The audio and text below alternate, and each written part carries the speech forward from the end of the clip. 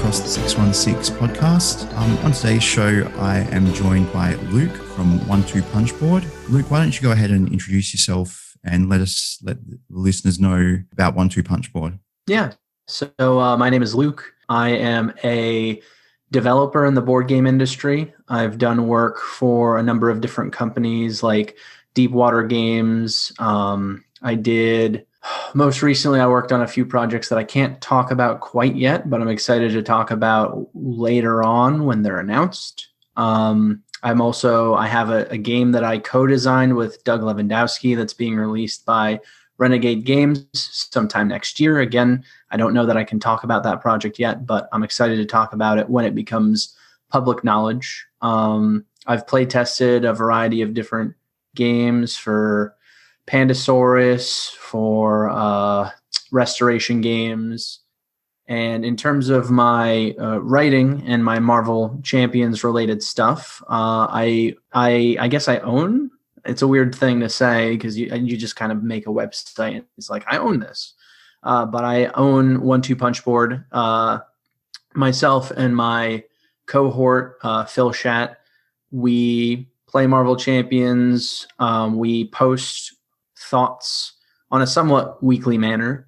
That's kind of reduced recently simply because he and I are both looking for work right now, and I have a new puppy. He's got his own stuff that he's doing. We're getting busy essentially. The world is throwing a lot of stuff at us, and so we're doing our best to be posting on a fairly regular basis. I've done interviews with folks about Marvel Champions. We actually have an interview coming out later this week with some of the artists who have been working on the game for a long time. I don't remember their names off the top of my head, but I'm sure I could look that up if I just. But anyway, so I write a lot of articles and hope that people get something out of them. Beautiful. And as always, we'll have links to 12 Punchboard and Luke's other work down in the episode description. And like always, go check out their work, our guests' work.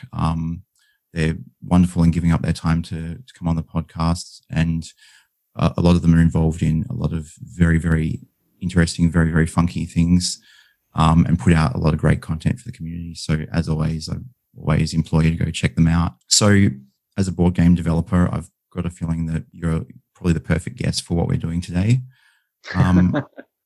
which is we're going to be looking at the first year of Marvel Champions. Quick Google search I did tells me that November 1st, 2019 was the release date of the core set. So I'm essentially treating that as its first birthday. Yeah, I'd say that's fairly accurate. We're recording this on like the 26th of October, so probably just a week out from it.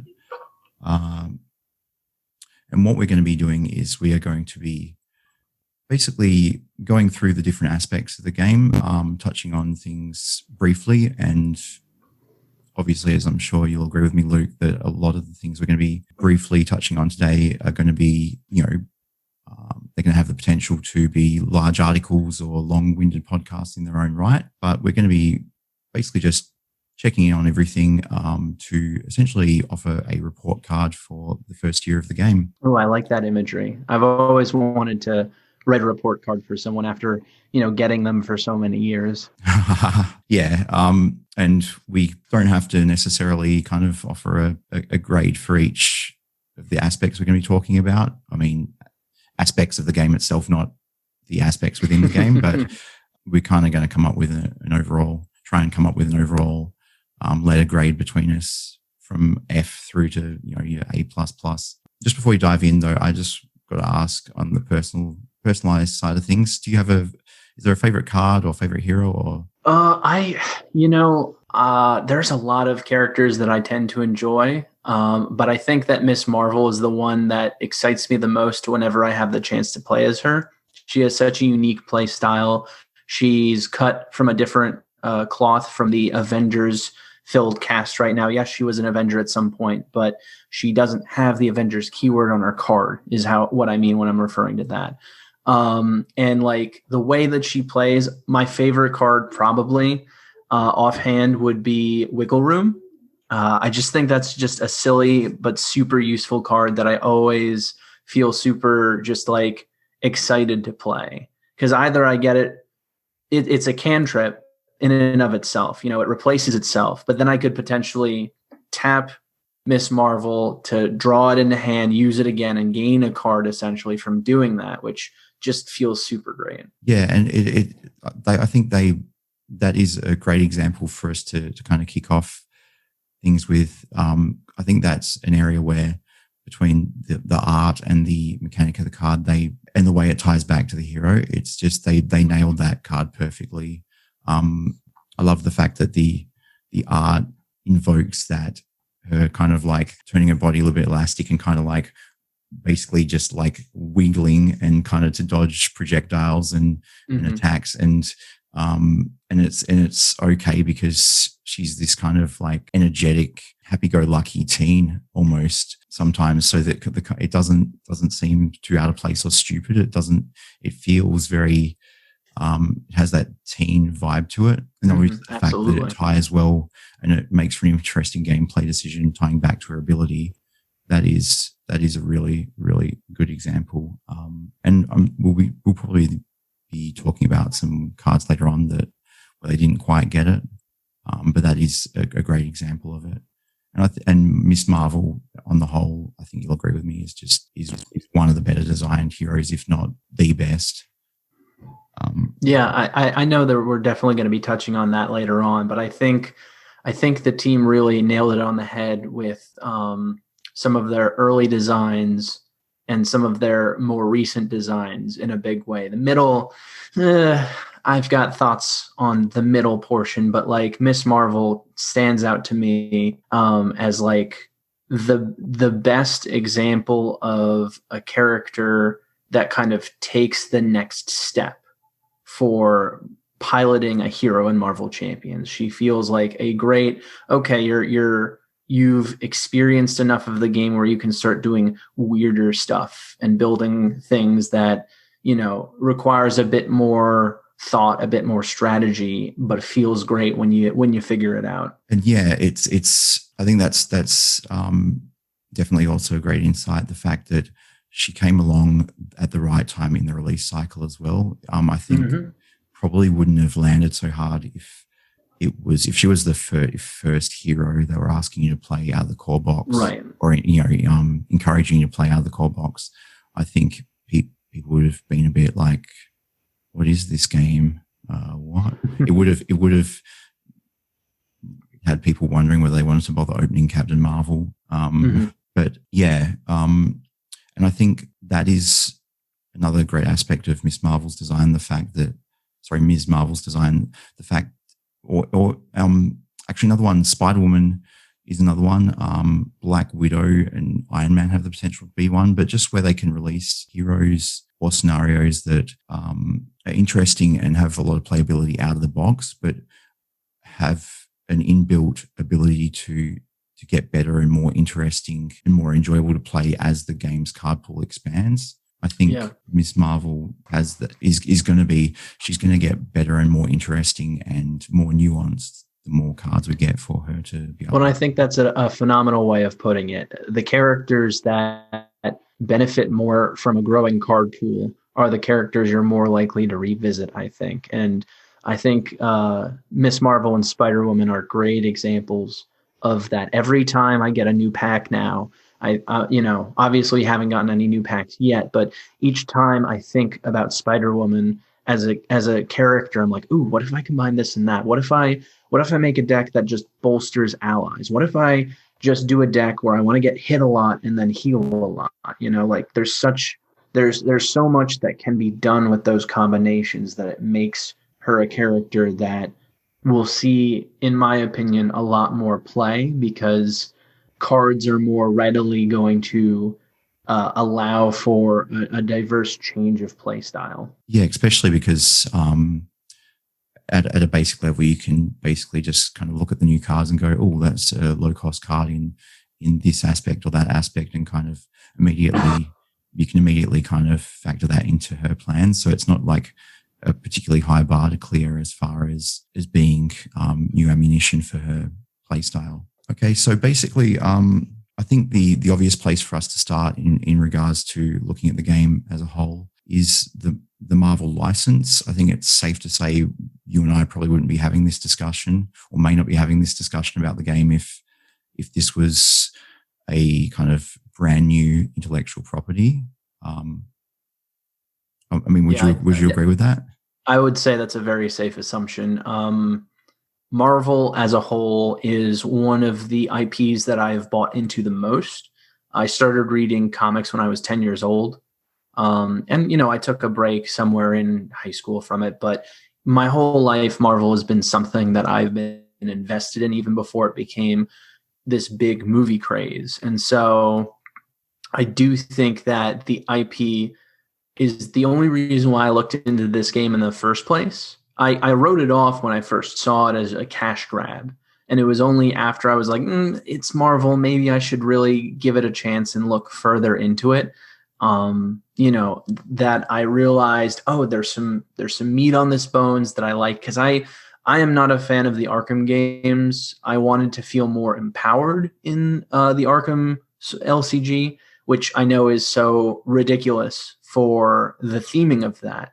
But this game does what I wanted to feel from that style of game. And the fact that the IP is something that I'm so attached to is a big factor. And I think it's one of FFG's more prominent IPs that they have control of. Game of Thrones is kind of not something anyone's talking about anymore. Star Wars is still big, but like Marvel has more of the, I think, attention right now because there's a lot more of it coming out currently. Yeah, it obviously off the box office success of Endgame and just the building of the MCU over the past 10 or 15 years, it's huge, and it's front and center in people's minds, and people who never really considered themselves or never even would have dreamed of being into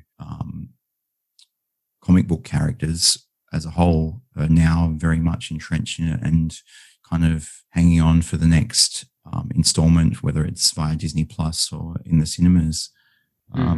So is that how you'd view it at the moment, that of Fantasy Flight Games, different properties, that Marvel is probably the biggest they've got at the moment, or would that still be Star Wars? Oh yeah, absolutely. I think it's their biggest. Star Wars, while it is a big IP for them, they've milked that cow in many ways, and I don't see many of their games featuring Star Wars performing terribly well right now.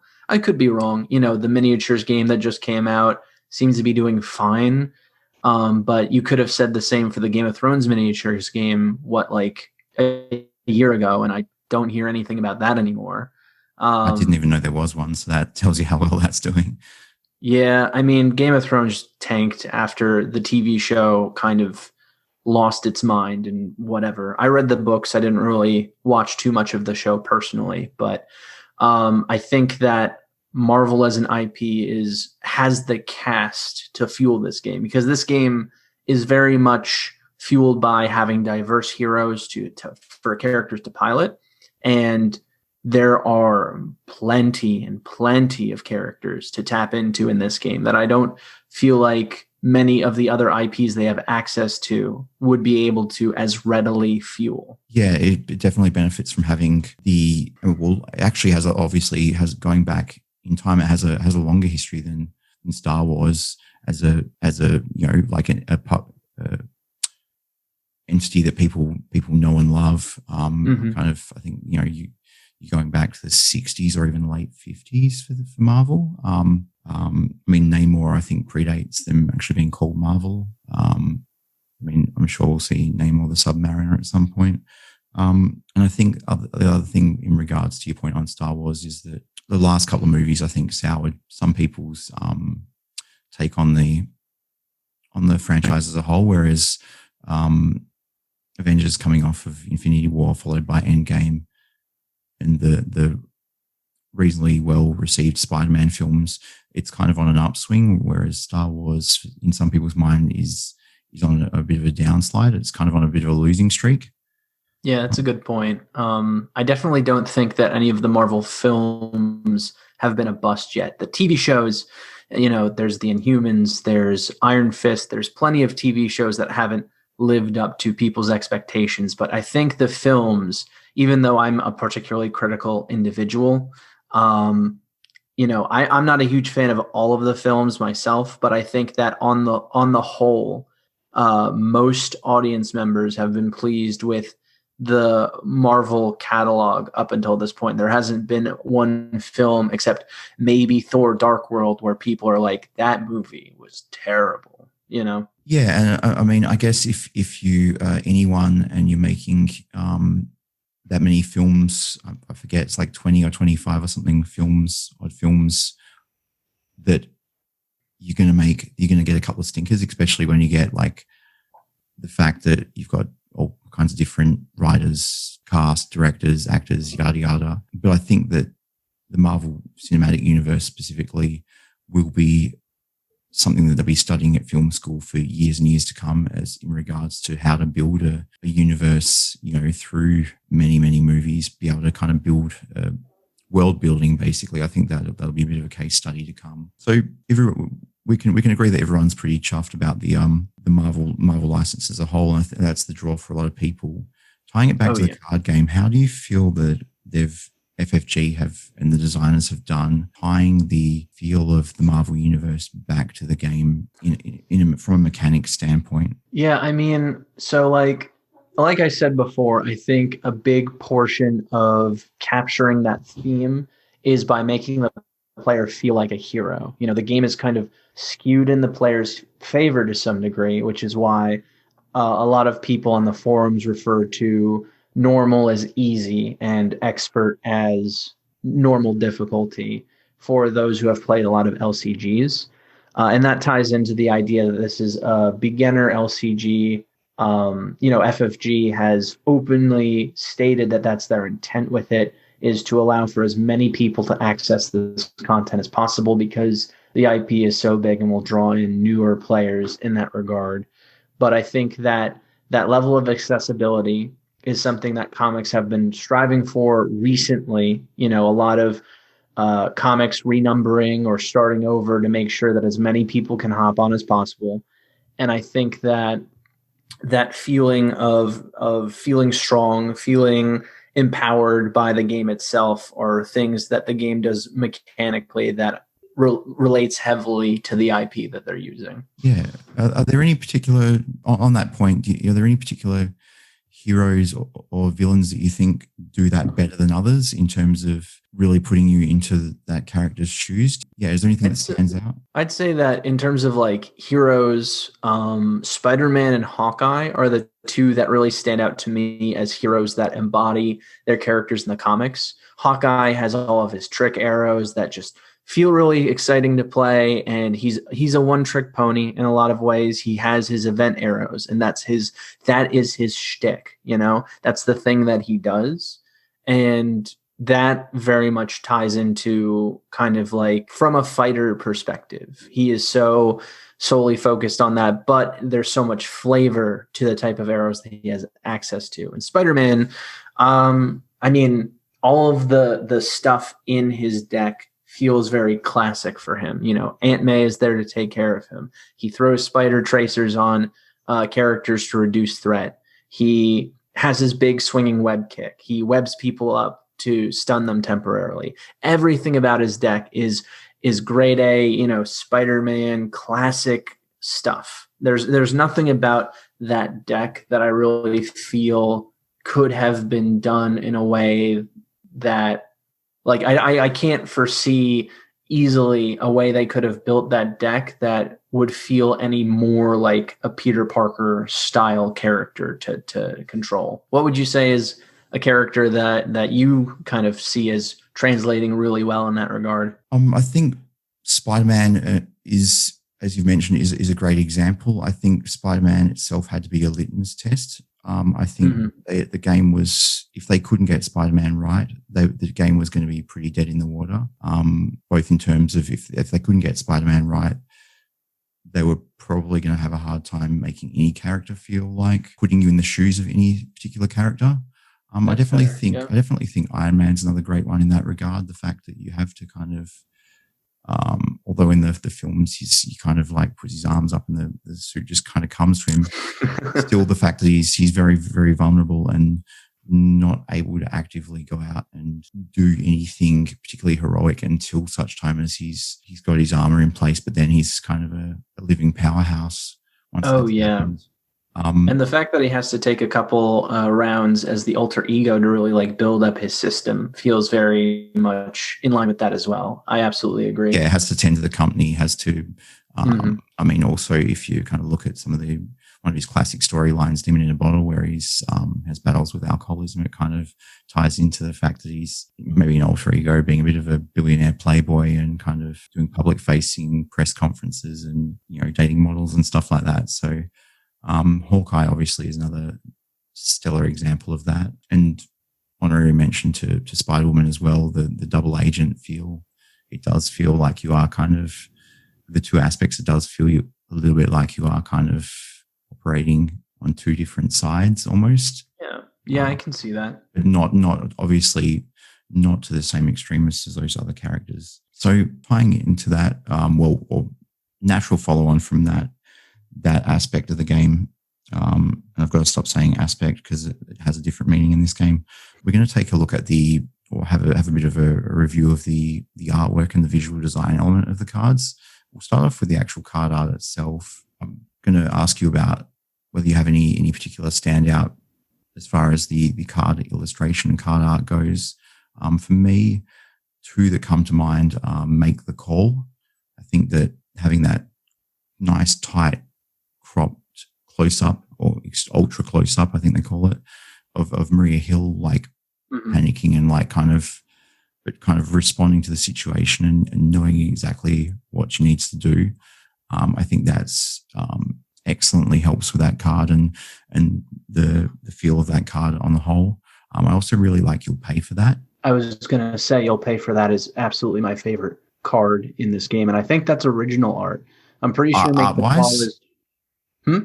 Your favorite card in the game art-wise, yeah? Yeah. Oh, yeah. You'll Pay for That is easily my favorite. It's probably mine as well. The card feels phenomenal to play in and of itself, which I think bolsters my affection for it. But the look of it, the intensity of it, and the fact that it's an original illustration for this game, I believe, because it does have illustration credits on it. So I don't believe it's from a comic, but it looks like it belongs in a comic. Everything about that card is just fantastic. Absolutely. I mean, on the whole, would you say that they've, and I'm just talking about the picture in the card art box, would you say that that they've, on the whole, they've nailed it, or would you? How would you say they've done? It's definitely the middle of the road for me. There are those cards that are phenomenal, like You'll Pay for That. Like a lot of the hero art tends to be on point. A lot of obviously any card that they pull from the comics are going to look nice. When it comes to the original art, though, it's a bit more of a mixed bag. You know, a lot of people like to rag on Winter Soldier as being a card that looks not great, and I can definitely get behind that. There are also some of the cards that came in the Kang set that really surprised me. Time Travel Hijinks looks really doofy. I don't like ragging too much on the artists. You know, everyone who works on this project puts a lot of time and effort into the work that they do. But I think that there are elements of the game that could look a lot better. I know a lot of people refer to the hero icons in the bottom right-hand corner of the hero cards. You know, I'm looking at Hulk's cards right now, and that like awkward like half smile that Hulk has and his doofy haircut, like it. You know, I was getting there. You beat me to it. I was kind of just gonna hold off and just talk about the choices for the main art. But yeah, those little head icons on the hero, they're all so terrible.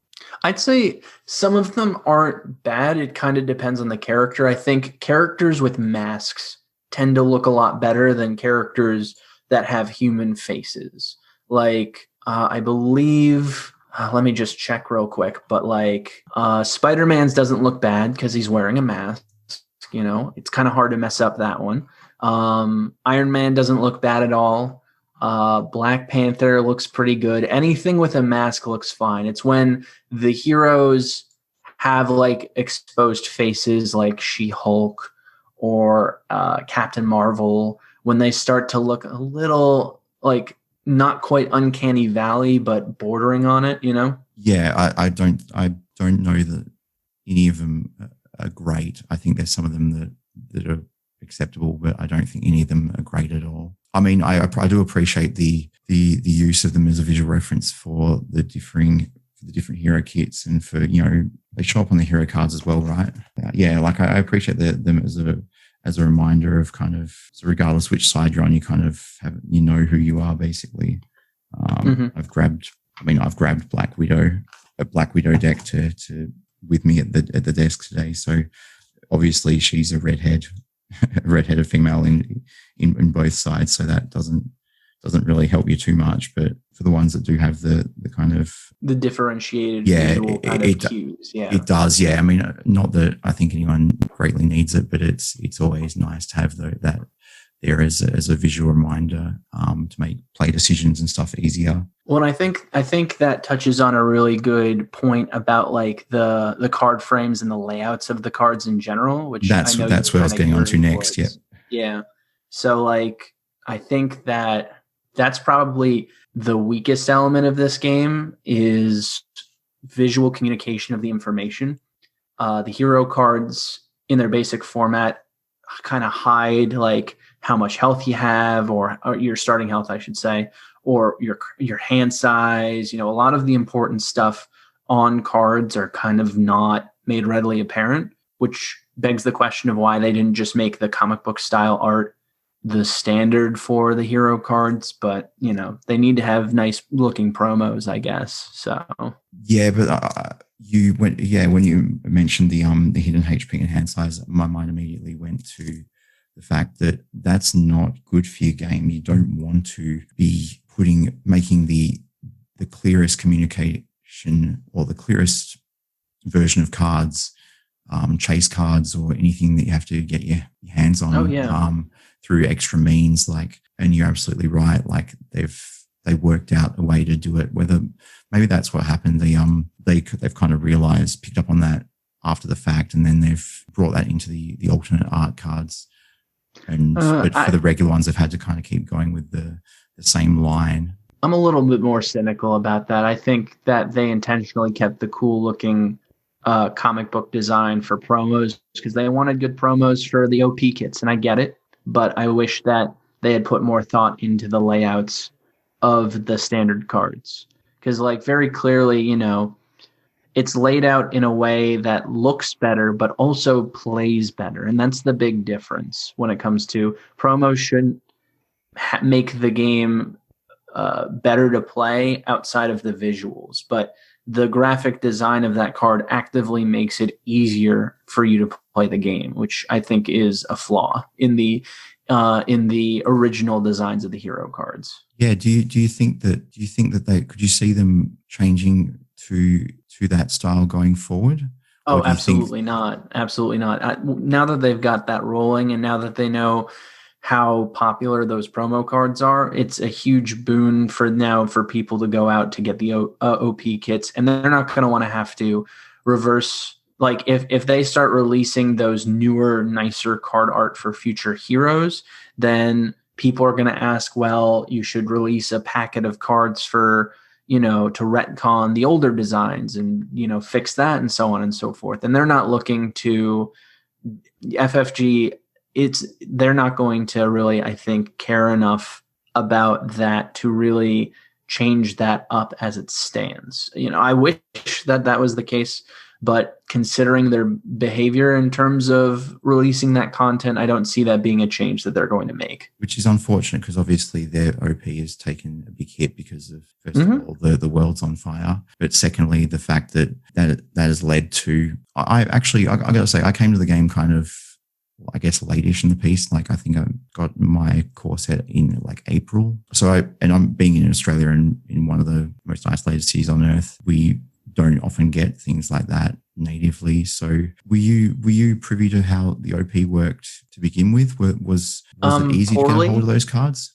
Poorly is how I would describe the OP kits originally. How they worked.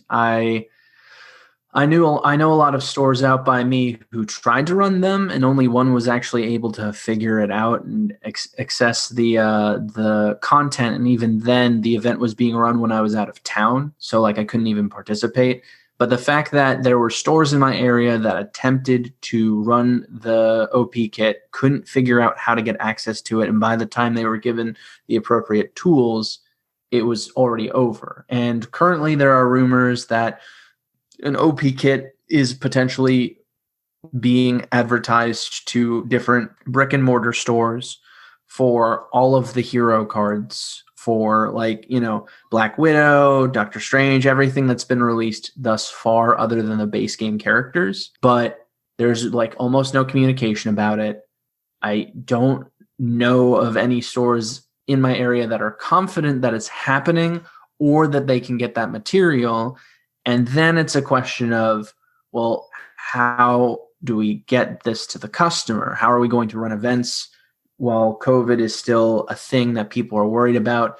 Over by me in PA, just on Friday, we've had the highest number of COVID cases since the beginning of it all, which is insane, So like, how do you even manage to get that to customers when stuff like that is still happening? And I know that's probably more, speaking from as someone who lives in the US perspective, but like, I think that the OP stuff has been very difficult to kick off for a very long time, because as it stands, there's one person that's in charge of the OP stuff from what all of the content creators are saying, right? There's one individual that's in charge of the OP content for all of FFG games, which means their attention is split everywhere. And that means that we all kind of suffer because of it, except for, I guess, Keyforge. Yeah, and I guess that kind of makes a little bit more sense because Keyforge has tournaments and it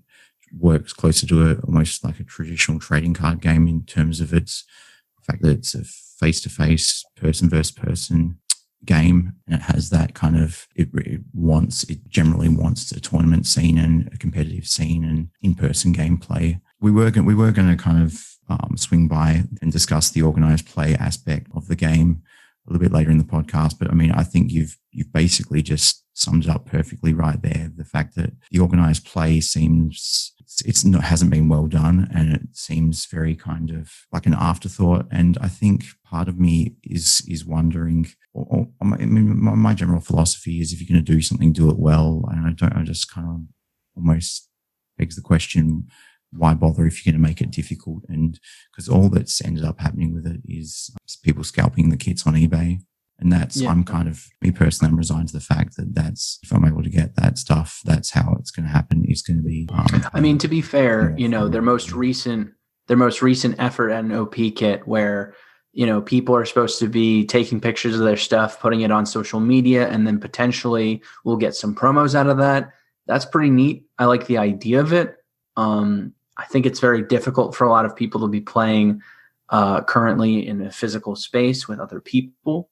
I know that I don't have much time to be playing right now because I have a new puppy. He's 10 weeks old and he needs a lot of attention.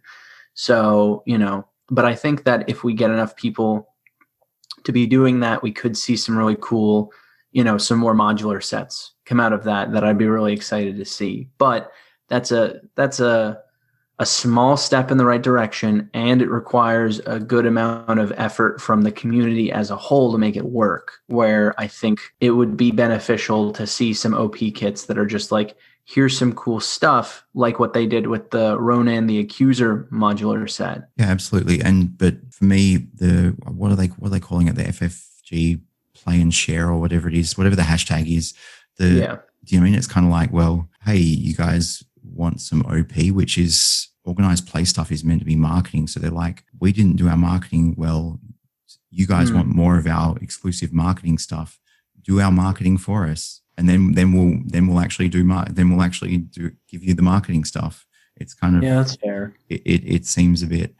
I mean, obviously they're trying to capture onto the fact that online and social media interactions and sharing is in some cases the means we have of feeling closer to other people and being able to share passions at the moment because of the global situation. So I get what they're doing there, but I'm going to get on board and see how it all pans out. I don't think there was any mention of Marvel Champions with it, so fingers crossed. So I just want to quickly jump back to the visual aspects of the game. So for me personally, I think the card frames and the text, other than what you mentioned about the HP and hit points HP and hand size not being communicated well on the default hero cards. I think the card frames and everything they've done really well with, but I think it's largely them standing on the shoulders of giants. If you have a look at the way the layout is, your attachments and upgrades that modify your attachments for villains kind of have the name down the side, so you can have it sticking out the side, which other card games have utilized for the fact that you've got that key traits of the card at the top of the card text box in bold is obviously well done. Using the arrows to separate cost from effect, and the old trope of having the flavor text in italics down the bottom. They've borrowed this from other FFG games and other card games in general. With all that said, was there any aspects of the card frames or the visual communication of the information that, other than the one you mentioned, that gets your goat, or that you think is really well done? I mean, I think that the best element of the card frames and how they function to communicate information, I think the best example of it done well is the boost icons for the villain cards. I think that when you are dealing with a villain and their activation, it's very easy to look at a card and go, okay, you're doing this much. Here's your special ability that comes from the star effect. Boom, done. It's very quick. It's very, it streamlines that process in a way that never feels overly taxing to have to figure out how it functions or anything like that. Yeah, I think you're right there. I think although the shadow effects you do get in the Lord of the Rings card game can be more complex than what we've got currently in the in Marvel Champions, I think having it all kind of being able to look at the corner and instantly go, okay, this is doing is adding 2 damage, and there's a star, so I have to read the bottom of the text box. Versus Lord of the Rings, where you've got to read under the thing, and then it's like, well, it gets +1 for this attack, which basically could have been done via the boost icons. So yeah, absolutely. I think they get like a pass mark for me in that regard. As we mentioned earlier, I think overall it's some of the art choices that let them down. The artists themselves, they're all amazing, and like the drawings are fantastic. But I feel like there's points where someone's gone into the library of existing art and picked out something that didn't quite capture the feel well enough, or in original illustrations, the brief is the artist has been given a brief that isn't great, or they've submitted something and had it accepted that didn't really quite meet the brief so well. But I mean, yeah, I think it's comic booky enough for most people's liking. So moving on to kind of game balance, how do you feel they've done as far as balancing out the power levels of heroes and the aspects as well? So balance for this game is very tricky, because early on when I was playing this game, there was a part of me that's like, it's a co-op game. Balance doesn't matter. But someone on the forums kind of pointed out a while ago something that made me really reconsider that standing, and that's that if you're playing a game, let's say a 2-player game, and one of you is playing Doctor Strange and the other one of you is playing anything else, there's one character that is contributing a ton to the game who is doing most of the fun things, who is building their engine more quickly and is more responsible for the successes of the game. And there's the other player who kind of is slowly but surely building up their engine, but also feeling like more of a burden than they are an active participant in the game. I think that in and of itself points to how balancing is important in this game, no matter how you slice it. And I think that, unfortunately, we had a large dearth of time where we didn't have any content. And then when we were starting to get heroes, 2 of the 3 heroes that were released, Hulk and Doctor Strange, showed the power ceiling and the power floor for all of the heroes, which I don't think playing a character at either of those ends ever feels terribly good for anyone. Hulk, I've seen a lot of people make him work, and that's great. Doctor Strange, I've seen people have fun with him, and that's great too. But I think that, how do I put this? That the fact that those characters exist in the manner that they do, it makes it hard for those characters to be played consistently without someone feeling bad about it. Unless you're playing Doctor Strange solo, I guess. But even then, if I was playing Doctor Strange solo and I win, I feel like my win is lessened by the fact that I was playing a character that kind of facilitates an easy mode, if that makes sense. Yeah, I think the something that's to me, and I've kind of given this a bit of thought, seeing stuff in the Discord, but I think in this game, because we're dealing with a comic book universe that has interesting and lovable characters and villains of differing power levels, that have different areas that they're dealing in and different goals that they're trying to achieve.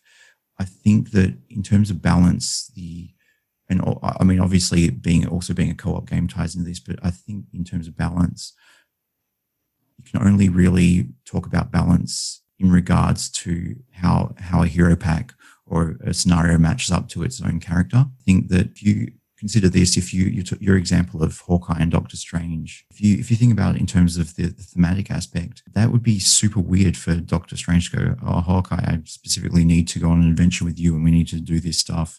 And in that instance, if you've got Doctor Strange battling demons and stuff, and he's picked Hawkeye out, and Hawkeye's just like, I guess I fire arrows and stuff at the demons here. Do you know what I mean? But if you put say Hawkeye next to Black Widow and you're playing that 2-player, they feel like power level wise, they're both well equipped to take on your street level villains and well equipped to take on your Earth scale villains rather than your kind of cosmic or, multi-dimensional villains. And if you put them next to each other, they're going to feel very, very good together and feel the balance will feel right there. But if you then look at Hulk, for instance, you expect Hulk to be just a menace in every situation because the comics have led us to believe that. So Hulk isn't balanced because he doesn't live up to being Hulk. Mm-hmm. Well, and I think that both Hulks kind of miss the mark in terms of the theming. Don't get me wrong, She-Hulk is actually one of my favorite characters to play these days. When she was originally released with the base game, I think she suffered from a lack of the card pool, but She-Hulk to me feels in many ways like Hulk should pilot, where she takes a ton of damage and then she dishes it back. She's able to keep hitting with the 1-2 punch, which is obviously one of my favorite cards in the game as well. But she also has that alter ego that can do a good amount of thwarting, that can, kind of clean things up. And she's constantly flipping. But when she does flip to her alter ego side, it feels like she can still do stuff. That doesn't mean that her card pool is phenomenal. Some of her cards are not great. And I almost always toss a number of them for resources. But she feels more so like Hulk should, whereas Bruce Banner doesn't feel like his alter ego does much at all for his character. And it often feels like, he punches really hard, which is great, but stuns and toughness and affects that tap your hero just completely shut down Hulk in such a frustrating way. You know, specifically fighting against, oh God, I don't know why I'm blanking on this. He's the second villain in the core set. Claw, there it is. Jesus. When fighting against Claw, all of his effects of like discard one of every resource or tap, you know, a character that you control, all of that stuff, just like, it's so infuriating to have to deal with that. And the fact that there are those villains that can just completely go, Hulk, go to sleep, you're not going to do anything for a really long time now, is just, it makes for such an unenjoyable game experience for me personally. And I know that there are those individuals who are able to kind of move past that, or might argue that I didn't build a good enough deck, and that's fair. But I also think that Hulk, from a deck building aspect, is very unintuitive, and that the fact that there are such in-depth guides online for people to follow in terms of how to do that effectively points to an inherent design issue, a design flaw with how readable or how usable Hulk is out of the box. Yeah, he's got his problems. I think that the fact that he has been built up comic-wise to be such a powerful character as well hasn't done the poor design choices and issues that he has any favors. I think it's less palatable because he is meant to be like an S tier character comic-wise, and he's meant to feel like he can do whole things well. But because of the nature of this game being a co-op game and stuff like that, with characters like Hulk, I honestly wish they had leaned towards the side of making him. I wish they'd lent more towards the side of risking making him too good rather than not good. I think with this, because it's a cooperative game, and you can always choose not to play a character if you feel it's making it too easy or isn't providing a challenge or isn't fun, you can kind of omit them a little bit, or take on harder scenarios to kind of balance that out a bit. I think that they really do need to lean towards making things better and then kind of compensating after the fact if they need to. Yeah, Hulk. I think that's Hulk. It was a big downer on the first year of the game for a lot of people. I do think, though, looking forward, FFG definitely is improving in this regard. I think Hawkeye and Spider-Woman are two of the most exciting and more inventive characters that we've seen thus far, inducted as heroes into the game in terms of their completely diverse play styles. I think that looking forward, you know, the team up mechanic, the giant and tiny forms for Ant-Man and Wasp, how Quicksilver and Scarlet Witch play, all of the upcoming heroes excite me in a way that I don't feel like this original batch of heroes did. You know, Doctor Strange I was excited about at the time because he looked cool and because I've been invested in his character for a long time, but there was always that concern of how they were going to make him feel. And I honestly don't really like how Black Widow plays. I'm not the kind of player who really enjoys setting up a bunch of stuff for the villains to kind of trip into. I prefer doing more active things on my turn. And so the fact that she is so tied to prep cards is very frustrating for me.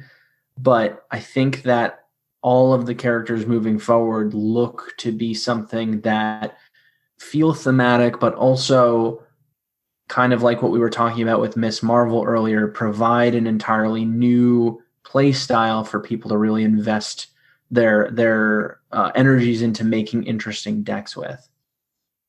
Yeah, that's another interesting thing that you've kind of just touched on there, the fact that the sweet spot subjectively in terms of people's tastes and what they enjoy is going to come down to not only how well a hero's game plan and kit and way a hero plays ties back to the character thematically, but also whether that style of gameplay is an enjoyable experience for the type of player, or whether that's something, whether it's doing something that person likes to be doing in their card games anyway. Because, I mean, as you said, you're not a big fan of Black Widow's reactive nature.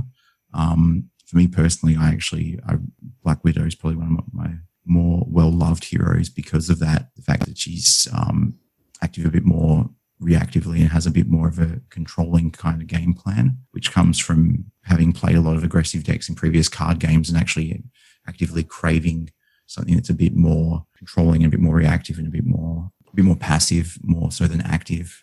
But yeah, I think that a couple of years down the line with a lot of these kind of missteps with some of the heroes they've done, you might see those things addressed because they've told us that they've got a couple of years in development. So a year from now, you might find some gamma traded stuff that helps boost She-Hulk and Hulk. You might find a magic or demonically themed scenario that you can run Doctor Strange into that feels fantastic all the time because the scenario is absolutely bonkers, and Doctor Strange, you feel physical toll of him doing all those things versus, do you know what I mean? Like and those scenarios, you then play your other less overpowered characters into for an extreme challenge. But I think that they'll be able to kind of, once their release schedule isn't such a long window, assuming it ever gets down to a smaller window, they'll be able to help balance things after the fact, I guess. And I think the modular sets design and the scalable difficulty is another good thing in regards to keeping the game balanced. Did you want to touch on how you find the modular design and the scalable difficulty in the game? Yeah. So like, I think in terms of modular design, the modular sets are one of the most fun things about the game. And for me, are a more interesting way of scaling difficulty than any difficulty setting can really create. You know, having a scenario where you're fighting Rhino and all of a sudden, you know, Kang, Master of Time, shows up and is, you know, observing your fight and kind of participating himself, not only adds some interesting flair to your fight, but also adds challenge in a way that feels more story driven and more thematic than, oh yeah, the villain just gets another boost card or they get another encounter card or whatever it may be. You know, it feels like there's something there that creates a more unique story and allows for those fights to take on a new perspective in your mind, I guess. You know, one of my favorite modular sets to really mix things up is Running Interference, which is the one featuring Tombstone in a lot of the cards, because just dealing with him kind of haggling you for a bunch of resources, shaking you down like a gangster and going, hey, could you pay me a couple of those mental resources real quick? Oh, you can't? Looks like you're going to have to suffer for a little bit until you can pay up. Like, that always feels like a really neat way of tying the mechanics and theme together while also making for a much more difficult fight, especially if you're playing like a mono resource type character. Yeah, I'm glad you were able to provide us those insights on the some of the modular sets and the scalable difficulty. Me personally, I've been very into the deck building aspect of it, so I've been a bit lazy in terms of experimenting with throwing different modular sets into things, because I've been trying to make sure the decks form well based on the kind of default values for some of the scenarios. And I've only, difficulty-wise, I've only really played expert, because I'm trying to like hone my ability to deck build for this game to expert, and then be able to move on to heroic rather, once I feel I'm happy with that side of things. And I think that's another thing that the scalable difficulty adds that's great. The fact that building for solo on expert is different to building for solo on heroic, and it's different to building for standard multiplayer, which is different from building on two-handed solo, etc., etc. The fact that you've got different deck building decisions based on the setup initially. I guess that's another just balance aspect that we should quickly touch on. Solo versus multiplayer. Do you feel that they've got the balance right in terms of where the game's focused? Yeah, I think so. I think the FFG team as a whole has been very open about their intent of making this a multiplayer game. A lot of the cards tie into the idea of you can play this card in your friend's play area and give them this effect, or other than defense, which is a whole can of worms that I'm not interested in touching on here. A lot of it is about doing things for other players, giving them access to your action cards, so on and so forth. And I think the game for me shines best at two-player or, two-handed solo, if you will, if that's your jam. I think that having two heroes in play and having like a classic Marvel team up really feels fitting thematically because of how many friggin' team up comics have been released over the years, but also I think ties into the game feel of it being a co-op game, of you kind of playing off of the strengths of two diverse characters, and it also makes the game a lot less swingy. In one player, in true solo mode, you're going to get those really swingy games where, oh, he schemed like 3 times in the last 2 turns, and Rhino just kind of ran away and wins. Like that's never a feeling that feels great when they pull a lucky card out of the deck that just kind of makes them run through their schemes real quick. That is definitely mitigated in a big way when it comes to multiplayer games. Yeah, absolutely. The whole pandemic situation has made it has been unfortunate, in terms of the fact that the game seems like it's intended to be enjoyed with 2 to 3 players. And I think that it's on FFG's part, it's great that they have made it so that the game can be played solo. It does, because I think it's easy to be emotionally invested in something when you can play it whenever you feel like, and you don't have to. I think a lot of games kind of can suffer by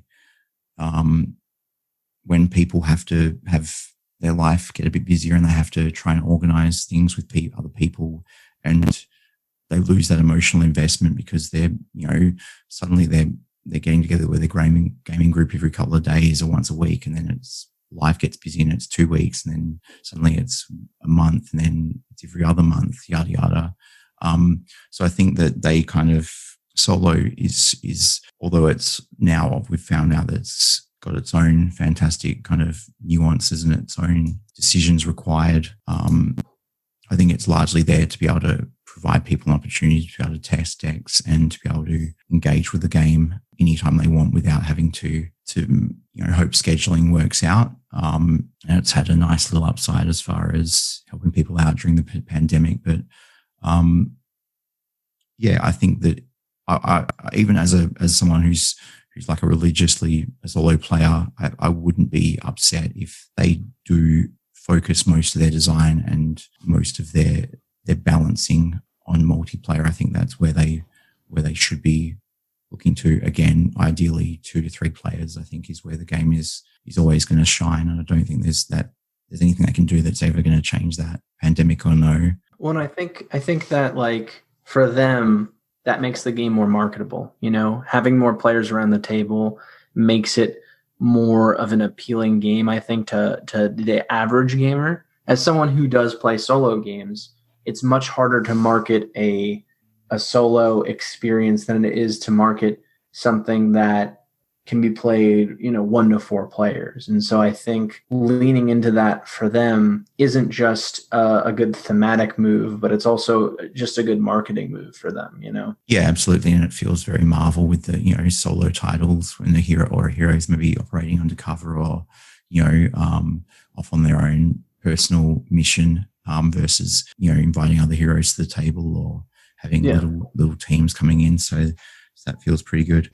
So we were all at this, obviously, trying to just talk about a year-long history of a single card game in an hour podcast was always going to be like an easy thing to overshoot.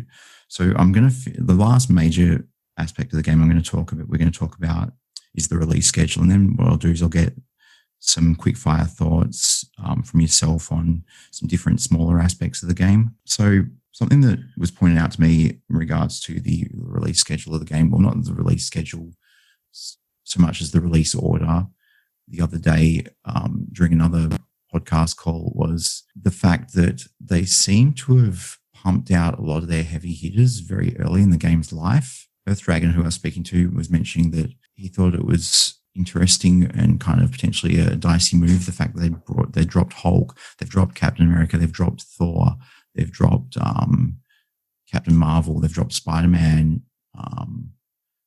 they've dropped Iron Man, and he's kind of wondered about how they're going to be able to sustain momentum from people who may be casually invested in comic books. Do you have any concerns about the longevity in that regard? Not really. I mean, I think that Marvel as a whole has such a broad cast of characters, and I think that, yeah, they're really focusing and they're really hedging their bets on a lot of the characters that have movies right now. And I think from a marketing perspective, that's definitely a bit short-sighted, kind of, blowing their load early and just kind of releasing every character that you've seen on the screen thus far outside of Miss Marvel and She-Hulk, which both have announced TV shows.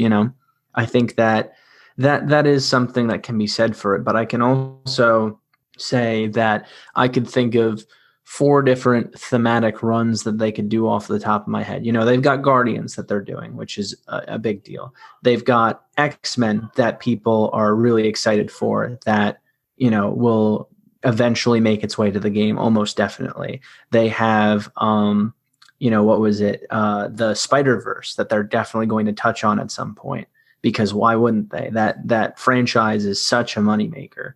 They've got the Defenders, which has a really popular, series of TV shows, and basically all of them are currently in the game as allies. They're represented in some capacity. They have, so many different avenues that they can go down, so many different ways that they can touch on it. And I think that there are enough characters in the Marvel roster to fuel this game for a very long time in terms of content.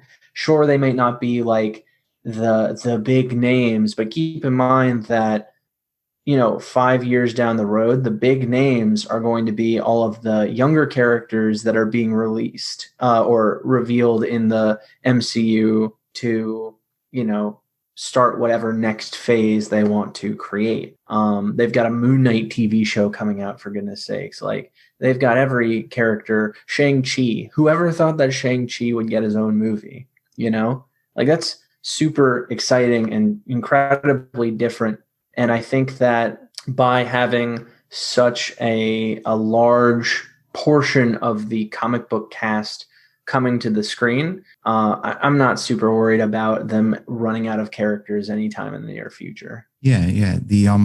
I hope that they're able to find ways to keep the casual crowd interested and excited for it, release after release, rather than it just coming down to, keep going, keep buying the content because the X-Men are coming soon. I hope there is they are able to create some really exciting surprises for fans, rather than just trying to string people along with just the promise of the X-Men down the line.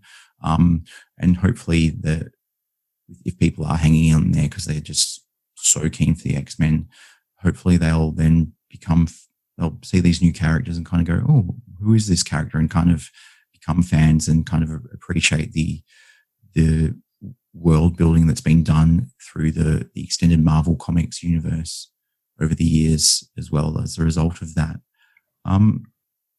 Just quickly to end up on release aspect of the game, do you feel that the release schedules, the bumps in the road of the release schedule, or the release schedule in general, has done anything to specifically enhance or hamper the game, pandemic issues aside? Yeah, so like I did an article a little while back about this, actually. I think that the monthly release schedule is good for the game. I think that it's kind of, it feels sometimes a little overwhelming, but at the same time, I think it's what's necessary to keep that momentum of the game moving. But what I do think is that the order in which they release content is not the best. It's a little short-sighted because, we have, as we understand it, a villain, 4 heroes, and then a box with 2 heroes and 5 villains, and then a villain. So we have, and then 4 heroes, so on and so forth. So we have a box with 2 heroes and 5 villains, then another villain, and then so we in the course of 2 months we get 6 villains, and then over the course of 4 months we get nothing but heroes, and then we get 6 villains, and then you know what I mean. It's very much this pattern where the villain to hero ratio fluctuates so wildly down the line, where I think it would be much more beneficial to release an expansion pack, a box with 5 villains, 2 heroes, then release 2 heroes, then have the villain in the middle, then release 2 more heroes, then do an expansion box, then 2 heroes, a villain, 2 heroes, bookend the heroes with villains in a way that makes it feel better pacing. And they kind of did that at the start too. They did that with Wrecking Crew coming out, and that made sense. And it felt, and I almost anticipated that was their intent, that they were going to do it that way. So when they deviated from that, I was very confused. Yeah, and I think that they realize that people are always going to be happy to put down money for new heroes or even new villains. So I think that in terms of the expansion boxes we're going to see going forward, they're going to go, well, why would we give you 5 heroes again when we can, charge you $25 Australian or whatever? I'm not sure what the hero packs actually go for in terms of US dollars, but we can charge you, $25 Australian for each hero, or we could give you a box for about $80 Australian that gives you 5 heroes. Why? Like monetarily, they leave themselves a lot of dollars. They leave a lot of dollars that they could be making by charging more the $25 price tag for the hero packs individually. Yeah. So they're just doing enough with the expansions and putting 2 hero packs in there to just entice people to buy them. You're getting the villains almost as a almost as a bonus purchase, really. Yeah, and I think that's also reflected, like you said, in the pricing. Over in the States, it's $15 for a hero and $20 for a villain. And I think it's a little odd that the villain costs more. I think it makes sense to some degree because of the amount of cards you get in the pack. I mean, honestly, all of the expansion packs are overpriced because you're paying for the IP. You're paying for the being a fan of the system of the game and knowing that these players are going to keep coming back and keep buying this content. It's definitely upcharged to the point where it's like, I'm still willing to pay for this, but it's bordering on being too much on average. But I do think that you're right in terms of why they're selling it the way that they do. And I'm not really arguing that they should box it differently. I'm just saying they should release it in a different order, Yeah. Even potentially maybe alternating their boxes from having 3 heroes and then 2 villains. The next one having 2 villains and 3 heroes. That way they can have kind of almost like hero, villain in terms of I'm not even talking about the expansion boxes themselves. I'm just saying instead of having it be Ant-Man, Wasp, Quicksilver, Scarlet Witch, then a new expansion box, have it be Ant-Man, Wasp, then Kang stuck in the middle, then Quicksilver, Scarlet Witch. So you don't have this big drought of villains in between. And you know what I mean? The way that we suffered the most during the pandemic issues were a lack of villains for a really long time. We had, the base game, 3 of them. We had Green Goblin, which to this day, I think the Green Goblin pack is one of the best purchases you can make for this game, 100%. And then we had Wrecking Crew, which I'd say is the most skippable of all of them. But so the fact that we had this huge dearth of villains really hurt the game for a very long time. And I think that by changing up that release schedule, we won't see a situation like that down the road. Yeah, I think thinking about it now, I think that we might not see this necessarily as like a rule that they'll follow religiously going forward. It may the issue with the release schedule, and I'm lucky not to be quite as stung by that initial drought as far as villains go, because I came into the game in April. So I already had like the ability to go out and buy the core box and have 3 villains, and then immediately purchase Wrecking Crew and Green Goblin, so that, I already had 5 at the same time. I'm still trying to get my head around how the different heroes work and actually try everything out extensively. But I think that it may come, their release schedule may actually kind of be dictated by like legal clearances from Disney. We've seen the delay of some of the heroes in other languages because of issues with translations, and how the translations have then failed to do the right thing by Disney's trademark based on weirdness with the language.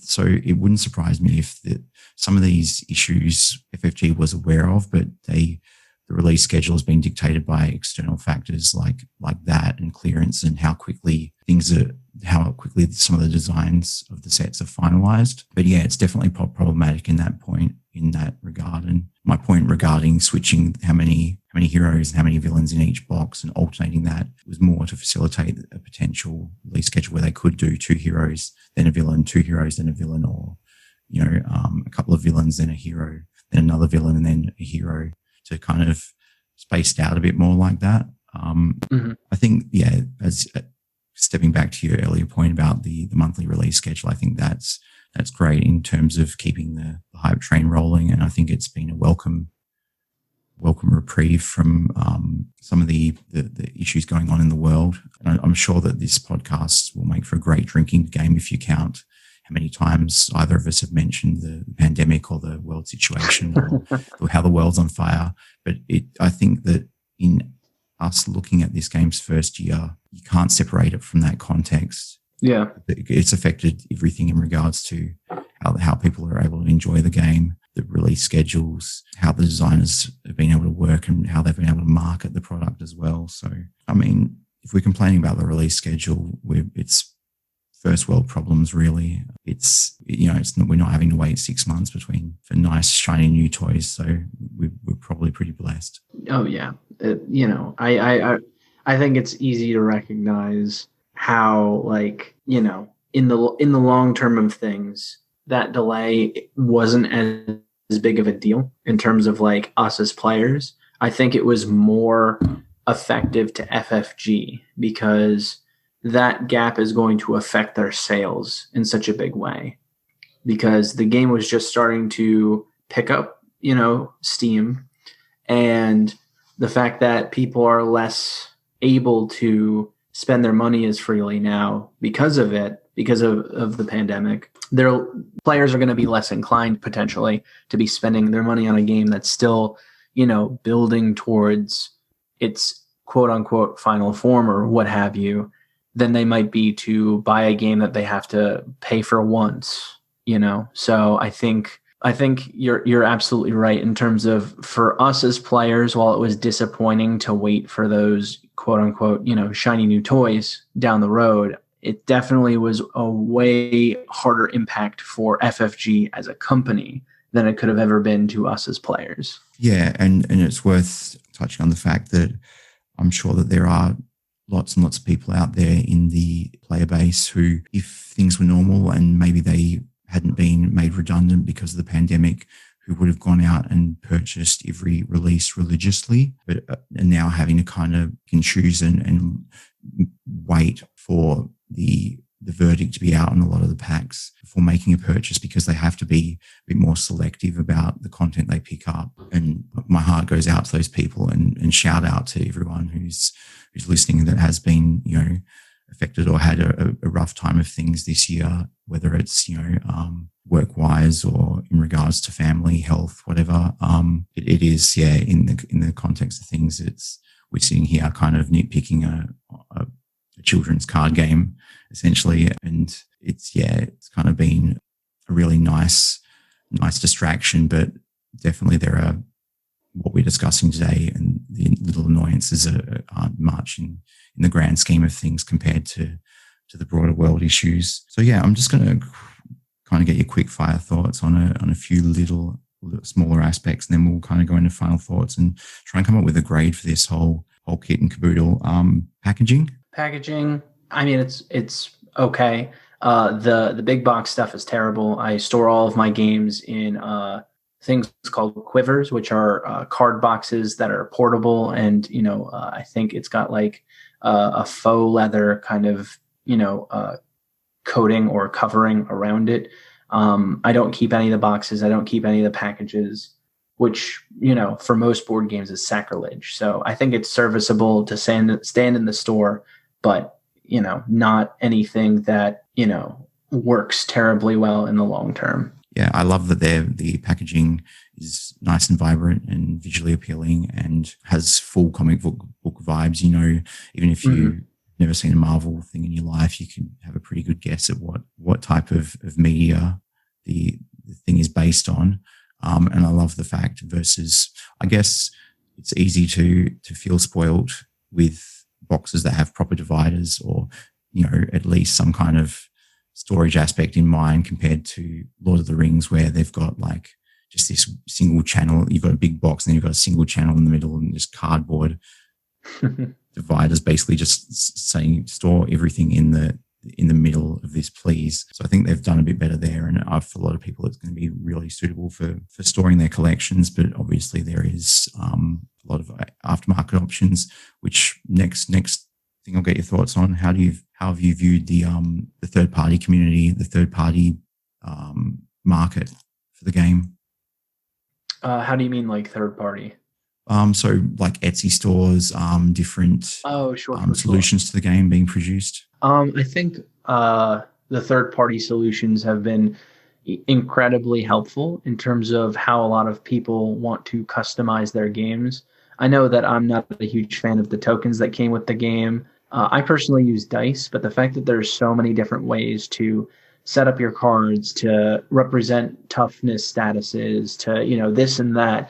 This game has such an outpouring of love and appreciation from so many different companies and individuals who are just kind of looking to make the game as appealing and as comic booky as possible. And I think that the fact that there's so much choice out there is a testament to how beloved the game is currently. Yeah, and I'm going to include the people producing custom content in this shout out. But yeah, big shout out to everyone who's passionately kind of playing the game, picking up the official releases, but also then going out and making all these incredibly creative and crafty additions to the game that you can go out and purchase, all the extra tokens and card holders and things to jazz up the game, and also all the custom content and creators who are just so passionate about the game that they want to go out and design stuff for it. It's great to see the love and enthusiasm for the game as a whole, which obviously ties into the next quickfire thing I want to get your thoughts on. How have you found the community and the camaraderie in this game compared to other card games or board games or video games that you've played? I don't usually interact too much with the communities of a lot of things that I enjoy online. I feel like oftentimes when I invest myself in something like, let's say, comics, for example, it's very easy to hop into a community and find like either a ton of spoilers or people just kind of like, talking openly about stuff that you haven't necessarily read or consumed, which, you would kind of invite a certain level of spoilers when you join a community, or you end up finding that it brings a lot of negativity to your experience of that thing. I don't think that Marvel Champions has suffered from that as much as other hobbies that I've looked into the social communities online for. I help run a comic book reading club on the Discord for Marvel Champions to ready players for upcoming releases of various different characters. Right now, we're reading Nick Spencer's run on Ant-Man, which has been a lot of fun. And I think that, certain parts of the community have been hit by a lot of negativity, or those individuals who are looking to sort of make their opinions heard in a way that's not conducive to a positive game experience for everyone. But I do think on the whole that Marvel Champions, online has those good player-based communities that you can find wherever that really support the other players, whether they be new or veterans, in a way that's very positive. Yeah, absolutely. And I don't, on that point, personally, I don't use Instagram. I don't use, Twitter. I don't use Twitter really at all too much. Facebook, I'm using less and less. So the Facebook groups I've had less interaction with, but my experiences on the Marvel Champions Discord have been really, really good. The discourse has always been I found to be really respectful and very community focused. I think it's great that people are very vigilant in regards to using the spoiler tags when appropriate, and that they have special setups for the community, the spoilers. They have special channels set up, where people can post and discuss spoilers. Yeah, I'll be trying to put a link to the Discord, or an invite link to the Marvel Champions Discord in the episode description of this show, because it's been really, really positive. And obviously, if you do decide to join the Discord, check out the comic book reading sections, and drop in and say hello to Luke from 1-2 Punchboard in there. Maybe get involved with some of the readings, which I'm definitely going to have to do as well going forward. And yeah, I think that community-wise, big thumbs up for the community, for having played Magic the Gathering years ago, when your communities were often rampant with toxicity and sexism and just bigotry and just some really shitty attitudes. Generally, it's refreshing to come into a game where everyone's respectful and wants to see everyone have a really good, enjoyable experience. Okay, so the time's come. We've got to sound off with our final thoughts and kind of give this thing a grade. We've got to bring the gavel down, bring about our ruling, our undisputed claim. Yeah, and I think we're going to be cutting it. Me personally, I'm cutting the game a little bit of slack because of, again, the global situation. Take a drink if you're playing that game. Yeah, I think it's hard and not really all that fair to give the game, to kind of expect the game to have done everything perfect and to not miss a step in a year when plans are just not worth making, because they're just so many plans have just been so easily disrupted with things that have happened this year. Me personally, I'm feeling like it's probably like a C+ or a B-. Wow. I also have a B- written down in my notes. That's spot on. Yeah, I think if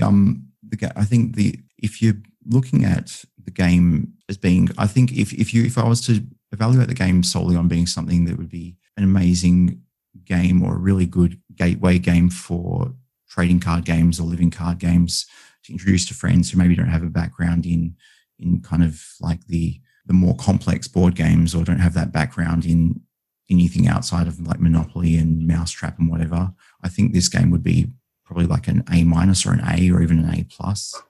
I'd say, if I was looking at that angle, A-, but mostly because of the inconsistencies with the rules, would be the only letdown there. But I think if on the whole, a B-, I'm glad that this game isn't, I think they've done a good job of keeping the cognitive load of the game at a nice place where it's not, you don't have to, it doesn't feel like you have to be a super genius. It's not chess level kind of complex. I think it's in a good place. The fact that you can it's got that depth, but you can actually kind of enjoy a quick game of it before you go to bed, even if you're a little bit exhausted from your day. I think most of it mechanically and flavor wise is good. Mm-hmm. Before we quickly go into pros and cons, what have you got as far as final thoughts on the whole? So I think this year Marvel Champions definitely showed what it's capable of doing in a lot of ways. I think the base box was, fun, if slightly lacking in a card pool, but I think last December was definitely my highest point for the game. We got Green Goblin, Captain America, and Miss Marvel, all great pieces of content, all great characters to interact with, all contain all of those packs containing cards that really make for a more diverse and make for a more involved game experience in a way that felt like a really strong lead up to that base box. And it almost felt like a Christmas present, all of it was dropping on one day, and it was exciting, and it brought the game in with a thunderous kind of start. And, after that, we got Wrecking Crew, which wasn't great. And then we got Black Widow, which a lot of people like, which is, solid. But then we got Doctor Strange and Hulk, which are very polarizing characters. And then Rise of Red Skull is a wildly mixed bag. We've got great heroes. We have some really good villains, some not so great villains, a campaign that's poorly written, cards that have typos and missing keywords, and all of these, huge issues in terms of communicating how the campaign works and so on and so forth. Like, I definitely think as the year went on, the game struggled a lot in a way that sort of exposed that while the game system is good, FFG to some degree was struggling to appropriately support the game. But I think that moving forward, I'm hopeful that this year we're going to see a stronger showing from FFG in terms of the content that we're going to be consuming, in terms of the support that the game is going to be seeing, and in terms of the quality of content that we'll be getting. So I think that the game, its first year was rocky. It had a lot of stumbling points, but I think that looking forward, everything looks like it's going to improve. Kang already is proof of that enough for me. Like, Kang is a huge step back in the right direction in terms of the villain packs, in terms of what to expect moving forward. And it sounds like every piece of content is just going to get better. So I think that this year was okay, but I think this upcoming year is going to really show us the what Marvel Champions can become. Absolutely. I mean, you've said it perfectly. It's part of me, the cynical part of me, kind of is wondering how much of some of the rockiness of the first year was because of external factors like Disney kind of wanting to get in there, the designer's ear, and kind of force the FFG's hands in regards to getting out stuff in time to kind of shoehorn it into the promotional packaging of different shows and different external releases. But yeah, I think given everything, it's a really, really good showing for the first year of a card game. I think my experience with LCGs and card games in general, even if you go back to like Magic the Gathering's first year, they got it really, really wrong in a lot of ways. First years of card games in height are never great. Like they're never incredible. You kind of get some nostalgia about some of the aspects of it, of their first year, well after the fact. But I think that I don't know that there's been any card games that have had perfect kind of starts hot out of the gate. So I think we're both in agreement that B- is about where it needs to live. So as far as just quickly to end on pros and cons, so the license obviously a big pro. Yep. So I think that's a big pro. I think the cast of characters that we have access to is definitely a big pro. Just in terms of like recognizable faces that are, for the most part, fun to play. I think that the deck building is accessible, but has enough going on where you can build a lot of interesting decks currently. I don't know that any one aspect is terrible or not well tended for as it stands by the game. I feel like all of the aspects do a thing. And while I think, those card pools are going to improve as we move forward, I think that all of the aspects are pretty well, respected and utilized at this point. And I think that the game provides enough unique villains to interact with that keeps the game fresh to return to again and again, especially when you factor in those modular sets. Yeah, and as I think I mentioned earlier, the fact that this is a game that you can kind of get friends into and introduce to friends or play casually is a big pro. Another one is, I think, the fact that they have got access to a lot of the Marvel artwork, or a library of Marvel artwork, and they're also working with some clearly talented external illustrators, as well as a big pro. The fact that they haven't always made great choices in regards to what pieces to use where is a big con. The community itself is a big pro. The fact that we have been getting a regular steady stream of content is a big pro. Cons for me, one of the ones that's a bit of a a sticking point for me is the flavor text, but I think I'm probably the only one that is as upset about the fact that they've botched the flavor text so badly. I think that's just a me thing. I can understand that. I can understand why that might be bothersome, especially on those cards with very brief effects on them. Yeah, I'm going to be covering that. I'm going to be ranting about that in a whole other podcast in the future. I'm probably not even going to get a guest on because I'll just be ranting and angry, and it'll be what really grinds my gears. Cons, the rules and some of the rules definition. Have you found that negatively affected? Oh yeah, absolutely. The rules text is not great. It's constantly changing. There are tons of errata, which is a huge problem. The campaign book is a mess. It is an absolute travesty. In terms of like, if I was a new player and I had never played an LCG before, and I walked into this game and was like, oh, they just came out with a campaign, a campaign box, let's check it out, I would have been so overwhelmed and so lost by how the heck you were even supposed to navigate that thing. It's just frustrating. As an English major, that is a huge sticking point for me. Yeah, sorry about that. When I asked if it had negatively affected you, I wasn't talking to you. I was talking to your identity. Sorry if that wasn't clear. Yeah, the defense ruling sucks. The big con.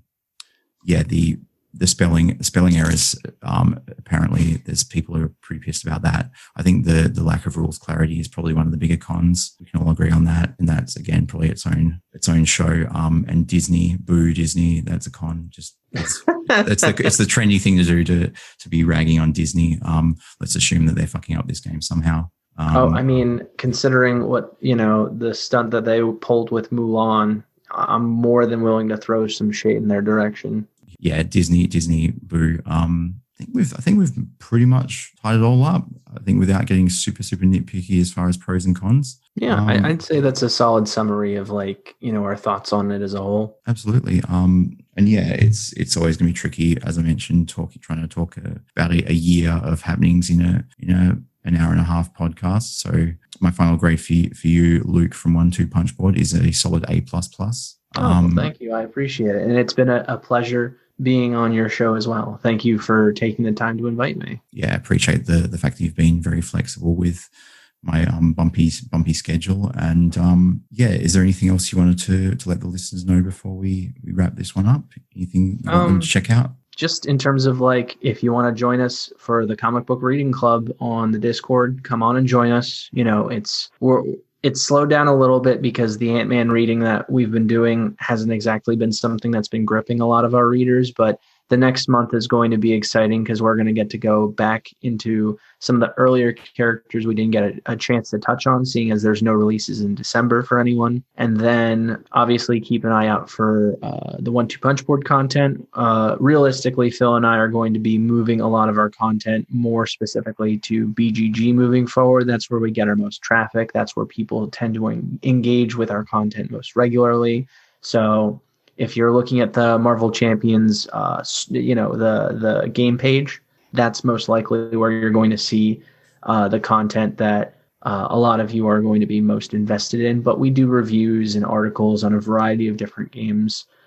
So if you see my my avatar, I guess, or whatever on BGG, once you see one of our posts on Marvel Champions, you can follow all of our reviews through that. And keep an eye out, I guess, for my game when that's being announced, whenever that is. Who knows at this point? The world is not exactly making it easy for board game companies to release content. So whenever that comes about, keep an eye out for that. Yeah, and hopefully if people are watching this in the extreme future, I'll try and update the description with links to the board game when it comes out, and get links to BGG and also to the Marvel Discord. But yeah, the idea of having a guided comic book reading sounds like a really good way to be reading comics, because it can be overwhelming. So Luke, thank you very much. It's been great chatting to you, and hopefully we get to do this again in a year's time when the game has kind of flourished and gone on to bigger and better things. Absolutely, man. It's been a pleasure coming on to your show. Thanks again for inviting me.